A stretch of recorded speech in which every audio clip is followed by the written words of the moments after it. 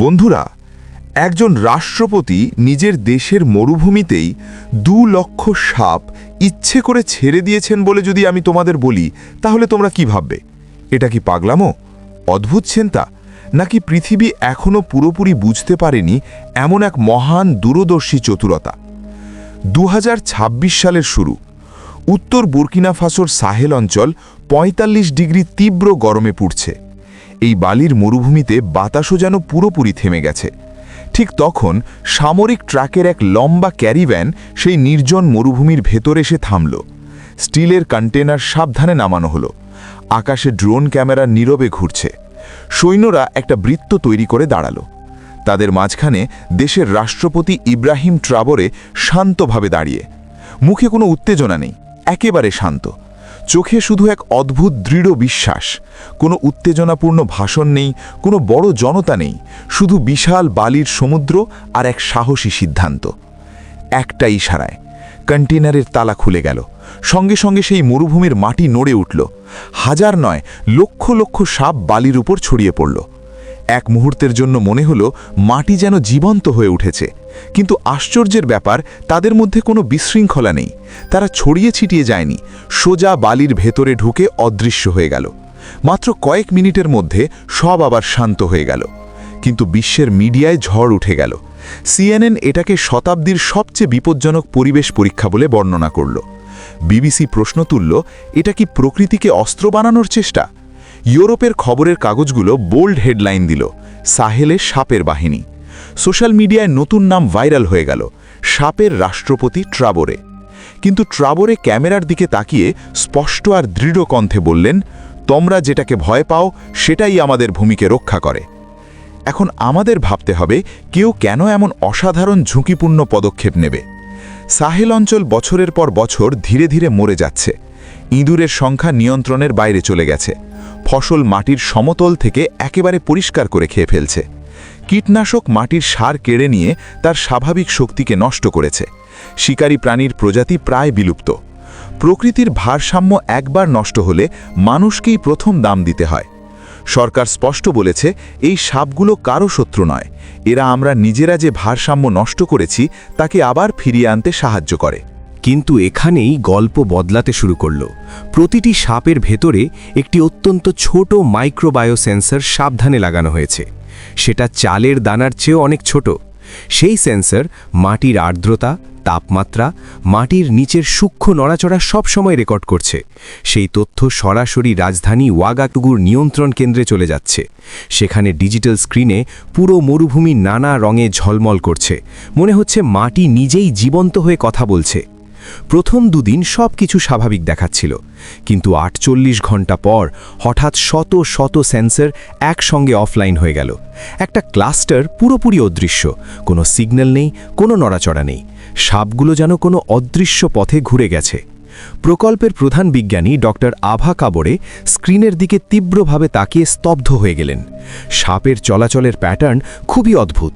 তারা জলের দিকে যাচ্ছে না, গরম এলাকাও এড়িয়ে যাচ্ছে, বরং একটা ঠান্ডা, শুকনো, একেবারে খালি জায়গার দিকে স্পষ্টভাবে এগোচ্ছে। স্যাটেলাইট ম্যাপ অনুসারে সেখানে কিছুই নেই, পুরো খালি।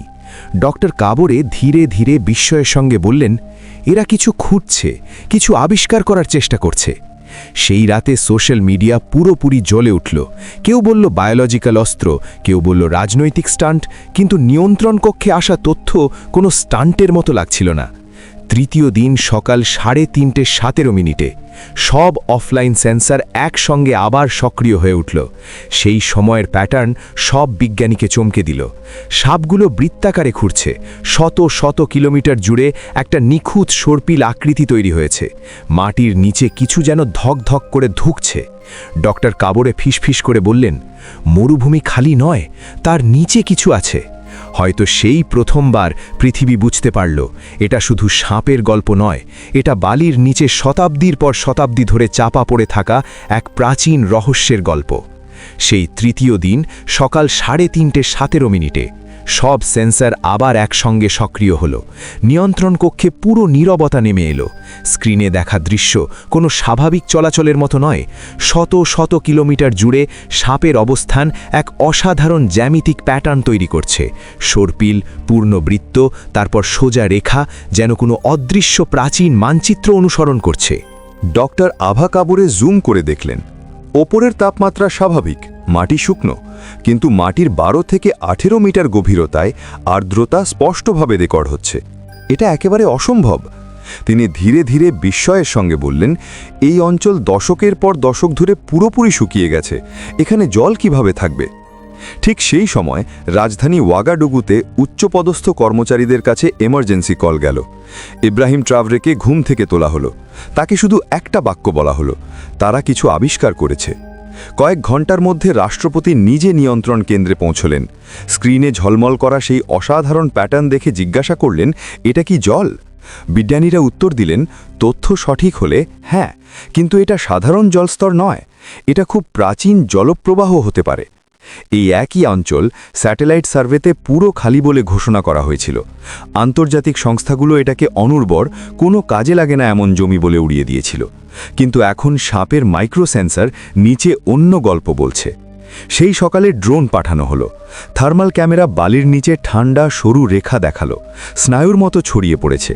যেন কোনো বিশাল শরীর বালির নিচে ঘুমিয়েছিল, তার হৃৎস্পন্দন আবার শুরু হয়েছে।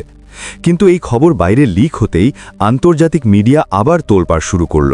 সিএনএন নতুন আলোচনা মঞ্চ করল, বুর্কিনা ফাসো একটি কৌশলগত সম্পদ লুকিয়ে রাখছে। বিবিসি রিপোর্ট করল, সাপ থেকে রহস্য পর্যন্ত সাহেলের নিচে কি আছে। প্যারিসের এক প্রতিরক্ষা বিশ্লেষক বললেন, যদি এটা জলের ভাণ্ডার হয় তাহলে পুরো সাহেল অঞ্চলের ভূরাজনৈতিক ভারসাম্য সম্পূর্ণ বদলে যেতে পারে। ওয়াশিংটনের এক থিঙ্ক ট্যাঙ্ক সতর্ক করল, ট্রাভরে যদি এই জলসম্পদ নিয়ন্ত্রণ করতে পারেন তাহলে তিনি এই অঞ্চলে এক শক্তিশালী নেতা হয়ে উঠতে পারেন। কিন্তু বুর্কিনা ফাসোর উত্তরের গ্রামগুলোতে গল্পটা একেবারে আলাদা ছিল। চতুর্থ দিন এক ছোট এলাকায় পরীক্ষামূলক ড্রিলিং শুরু হলো। সবার শ্বাস বন্ধ হয়ে গেল। যন্ত্র 16 মিটার গভীরতা পেরোতেই মাটির আর্দ্রতা হঠাৎ বেড়ে গেল। তারপর প্রবল চাপে ওপরে উঠে এলো ঠান্ডা বিশুদ্ধ স্ফটিকের মতো স্বচ্ছ জল। কয়েক সেকেন্ড সবাই স্তব্ধ, তারপর চিৎকার, হাততালি, আনন্দের অশ্রু। এক বৃদ্ধ কৃষক হাঁটু গেড়ে বসে কেঁদে ফেললেন, আমরা ভেবেছিলাম এই সাপ মৃত্যু নিয়ে আসবে, কিন্তু তারা আমাদের জীবনদায়ী জল দিয়েছে। কিন্তু এই গল্প এত সহজে এত সুন্দর করে শেষ হলো না। সেই রাতে উত্তর সীমান্তের কাছে 2টি গ্রাম থেকে সাপের কামড়ের খবর এলো। একজনের অবস্থা গুরুতর। সোশ্যাল মিডিয়ায় গুজব আর ভয় সমুদ্রের মতো উঠল। সাপের পরিকল্পনা বিপজ্জনক হয়ে উঠেছে, ইকো পরীক্ষা নিয়ন্ত্রণের বাইরে চলে গেছে, এমন হইচই শুরু হলো। ইউরোপের বিশ্লেষকরা এটাকে প্রকল্পের ব্যর্থতার ইঙ্গিত বলে দেখালো। কিন্তু মেডিকেল রিপোর্ট আসতেই সত্য বেরিয়ে এলো।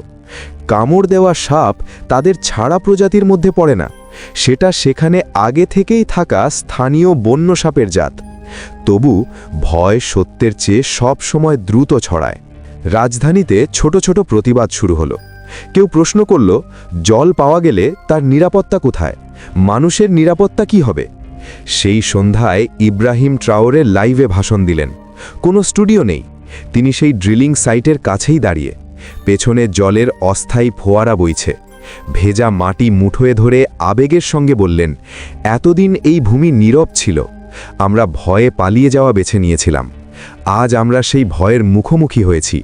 সে আমাদের নতুন পথ দেখিয়েছে। পরবর্তী 72 ঘন্টার মধ্যে আরও 3টি এলাকায় ড্রিলিং হলো। প্রতিটি জায়গায় আর্দ্রতা পাওয়া গেল, প্রতিটি জায়গায় লুকিয়ে থাকা জলস্তর বেরিয়ে এলো। বিজ্ঞানীরা এখন খোলাখুলি বলতে শুরু করেছেন, সাপের চলাচল ভূমির স্বাভাবিক ইলেকট্রোম্যাগনেটিক প্যাটার্ন অনুসরণ করছে। সেই প্যাটার্নই প্রাচীন জলপ্রবাহের সঙ্গে যুক্ত। কিন্তু নিশ্চিতকরণ বাড়ার সঙ্গে সঙ্গে বাইরের চাপও তীব্র হল। ইউরোপীয় এনার্জি কোম্পানিগুলো রিপোর্ট ছাড়ল, সেই অঞ্চল বিরল খনিজ সম্পদের ওপরেও আছে।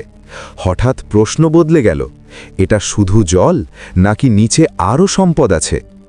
রাতে নিয়ন্ত্রণ কেন্দ্রে বিজ্ঞানীরা দেখলেন কিছু সেন্সর আরও গভীরে চলে গেছে। এবার আর্দ্রতার সঙ্গে হালকা ছন্দবদ্ধ কম্পনও রেকর্ড হচ্ছে। ডক্টর কাবরে স্ক্রিনের দিকে তাকিয়ে বললেন, এটা একটা জলপ্রবাহ নয়, এটা পুরো আন্ডারগ্রাউন্ড নেটওয়ার্ক। ভূমির নিচে একটা গোপন ব্যবস্থা আছে। ট্রাওরে শান্ত কিন্তু দৃঢ় কণ্ঠে উত্তর দিলেন, পৃথিবী যাকে অনুর্বর বলে বলেছে সেই ভূমি এখনও জীবন্ত, তার হৃদয় এখনও ধুঁকছে। কিন্তু সবাই জানত এখন এটা শুধু পরিবেশ অভিযান নয়, এটা শক্তি, নিয়ন্ত্রণ ও ভবিষ্যতের প্রশ্ন। জল আর শক্তি একসঙ্গে মিশে গেলে পৃথিবী চুপ করে দেখে থাকবে না। আজ এই গল্প নিয়ে কথা বললে শুধু সংকটের কথা নয়, আত্মনির্ভরতা, সাহস ও সাহসিকতার গল্পও বটে। ভয় কখনো শেষ নয়, সেটা একটা নতুন শুরুও হতে পারে।